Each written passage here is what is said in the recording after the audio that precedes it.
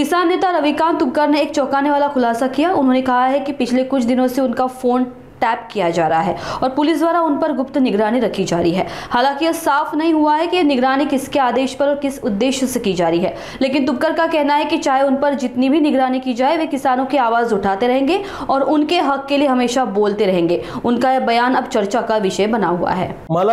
मी काही लोकांशी बोलत असताना मला फोनवर तसे सिग्नल आले आणि दुसऱ्या बाजूला माध्यमांमध्ये तशा पोलीस खात्याच्या सूत्रांकडून माहिती मिळाली आणि तशा बातम्या पण आलेल्या आहेत।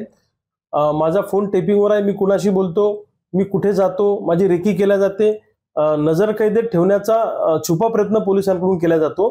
यांना असं वाटतं की शेतकऱ्याचा आवाज दाबता येईल, तुम्ही आमची रेकी करा, नजरकैद करा, आमचे फोन टॅप करा, आमचे कुठले काळे धंदे नाही, त्यामुळे आम्ही उजळ माथ्याने फिरणार आणि शेतकऱ्यांच्या बाबतीत आम्ही बोलत राहणार, शेतकऱ्यांसाठी सत्याग्रह आम्ही करत राहणार। वेळ प्रसंगी तुम्ही जेलमध्ये जरी टाकला आणीबाणी सारखं तरी आम्ही जेलमध्ये जाऊ, पण शेतकऱ्यांसाठी बोलणं आम्ही थांबवणार नाही, अशी आमची भूमिका आहे। या फोन टॅपिंगला, रेकी फेकीला आम्ही अजिबात घाबरत नाही।